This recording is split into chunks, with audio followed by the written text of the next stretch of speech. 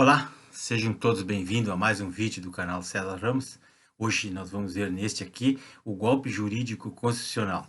O que me motivou a fazer esse vídeo foi um Twitter, uma publicação que o antagonista fez, atribuído ao ministro Celso de Mello, falando mal do presidente Bolsonaro, chamando o presidente de fascista e dizendo que ele vai dar um golpe e vai implantar uma ditadura no Brasil e outros absurdos que um ministro que está cuidando de um inquérito que envolve o presidente jamais poderia ter falado isso na imprensa.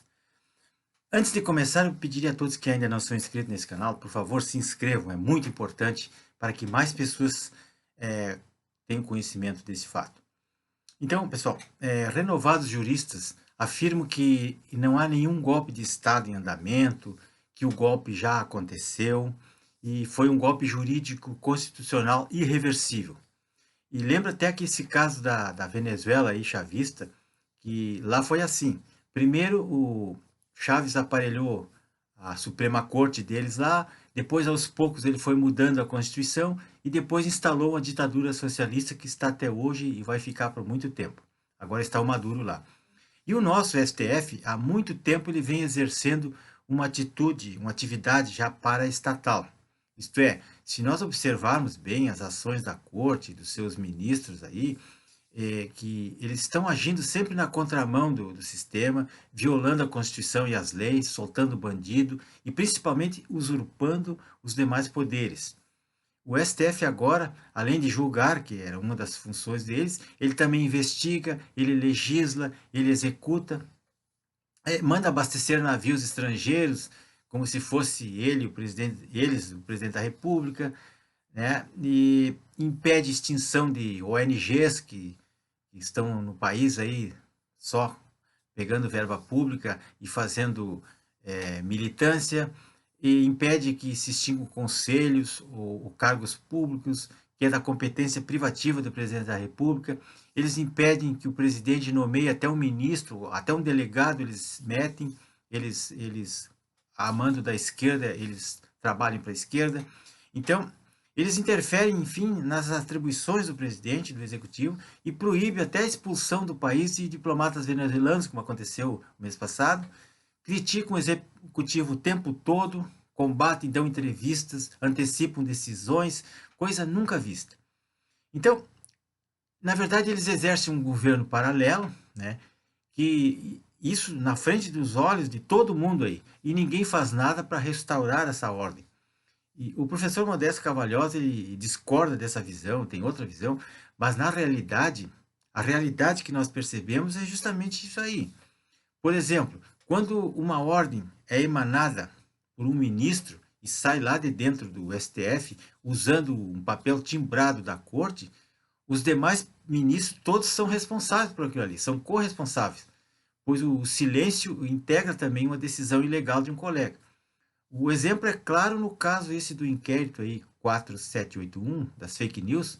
O ministro Alexandre de Moraes, ele manda a Polícia Federal investigar pessoas, invadir residência, apreender computadores, apreender celulares e inclusive isso compromete toda a corte, não só ele. E o silêncio dos demais significa que a ilegalidade que está sendo cometida contaminou todo mundo, contaminou todos os ministros.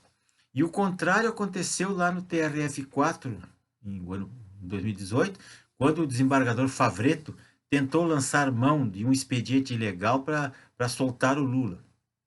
Então, naquele momento, toda a corte se insurgiu que a ordem era ilegal e não permitiram que essa ordem saísse com o timbre do TRF4.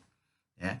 Observe que, falar nisso, os mandados os autos de busca e apreensão que tem saído lá do STF não tem o timbre do tribunal. É um papel em branco, não tem cabeçalho, só diz ali, mandado de busca e apreensão. Não diz de onde é que vem. Isso aí já é, alguém já soprou para eles que se tiver o timbre do órgão da onde saiu a ordem, a responsabilidade é daquele órgão, não interessa quem é que mandou. Então, lá no TRF4, aconteceu isso. A integridade da corte foi preservada, né? E a responsabilidade passou a ser individual, lá do Favretto, e não da corte. O STF é uma corte política, a gente sabe disso, né? Os seus membros são nomeados pelos presidentes. Hoje existem lá 7 ministros que foram nomeados no tempo do Lula e da Dilma. Um foi nomeado pelo Sarney, um pelo Collor, um pelo FHC e o outro, o último, pelo Temer, que é o Alexandre. Então, assim, a tendência é que esses elementos lá priorizem os pleitos dos seus padrinhos, dos seus partidos, e todos eles são vinculados a uma facção, a um partido, como foi o caso daquela supressão da instância lá, quando da transferência do Lula da cadeia, onde 10 ministros votaram a favor do presidiário. Outro caso emblemático foi a censura da revista Cruzoé, o ano passado, que embora tenha sido uma decisão monocrática do mesmo ministro Alexandre de Moraes, tornou-se institucional pela própria corte. Porque muitas decisões do STF, elas sequer são respaldadas pelos seus próprios julgados, pelos seus próprios acordos. Isso é indício de que a sua jurisprudência é desprezada, assim como eles desprezam a Constituição. Não dão muita importância para isso. O julgamento é casuístico, é do momento. E quem lê as decisões, eu leio todas elas, que são citadas, ali não se encontra nenhum dispositivo constitucional que serviu de base para tomarem aquela decisão. Então, são atos de puro totalitarismo que são gestados, que são criados à láfere, né? Portanto, isso deixa claro que existiu um golpe e que um golpe jurídico constitucional. Então, tudo que sai lá do STF é mera consequência desse golpe que já aconteceu, um golpe suave, discreto, e não é uma resposta isolada ou um contragolpe. Aquilo ali já é consequência da situação que nós vivemos. Agora, ninguém sabe o que fazer para recuperar essa ruptura que aconteceu, né, por iniciativa do STF. E contra a ditadura do judiciário, como já dizia Rui Barbosa, não há nada que se possa fazer. Nós temos o nosso Senado, que poderia tomar uma providência, mas com esse povo que está lá, aqueles parlamentares lá, a maioria com o rabo preso, não vão fazer nada e eles não vão jamais encarar ou enfrentar o STF. E para piorar, o Tribunal Superior Eleitoral vai julgar a chapa Bolsonaro-Temer, Bolsonaro-Mourão agora, com provas que serão coletadas, estão sendo coletadas nesse inquérito ilegal aí, secreto do Alexandre. E 2 ministros que irão participar do julgamento pertencem ao STF, que é o Barroso e o Alexandre de Moraes, que eles integram tanto o STF quanto o TSE. Imagine o resultado disso, sabendo que esses caras ignoram a Constituição. Então, pessoal, hoje o povo foi às ruas em apoio ao presidente Bolsonaro pela enésima vez, mas só que agora as coisas estão ficando perigosas. A esquerda contratou esses antifas aí, esses black blocs, esses caras todos de preto aí, para atacarem o povo e terminar com as manifestações.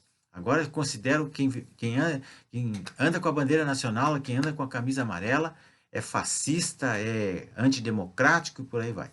Então, enquanto o nosso presidente fica sobrevoando as carreatas lá em Brasília, de helicóptero, ou andando a cavalo, o povo está correndo risco de vida aí nas ruas das cidades. E não adianta nada, essas coisas não estão surtindo efeito. Já fizemos muitas passeatas e não adiantou. Então, eu acho que chega de glamour, é hora de levar essas coisas a sério, porque hoje em São Paulo, por exemplo, foi um terrorismo só, né? A polícia militar teve que agir lá para evitar que eles massacrassem o povo, esses black blocs lá, esses antifas. E teve cidades lá no interior de São Paulo, como Santos, por exemplo, que os prefeitos do PSDB, lá, os comunistas, botaram toda a polícia na rua e a guarda municipal e correram com o povo, impediram que fosse feita toda e qualquer manifestação. Botaram o povo correr, mandaram circular. Então, nós não vamos deixar que ocorra no Brasil novamente o que aconteceu em 2014, lá no centro do Rio de Janeiro, quando os antifas, lá, os black blocs, mataram o cinegrafista da Band, o Santiago Andrade, explodiram a cabeça dele com um foguete, com um rojão, né? E ficou por isso mesmo. A esquerda contratou agora centenas de antifas para atacar os cidadãos patriotas que estão fazendo manifestações pró-Bolsonaro. Então, pessoal, Era só esse alerta que eu queria dar. Amanhã eu vou publicar um vídeo muito interessante. Eu gostaria que todos se inscrevessem nesse canal e acione o sininho para ser notificado do novo vídeo. E era isso aí. Boa noite a todos.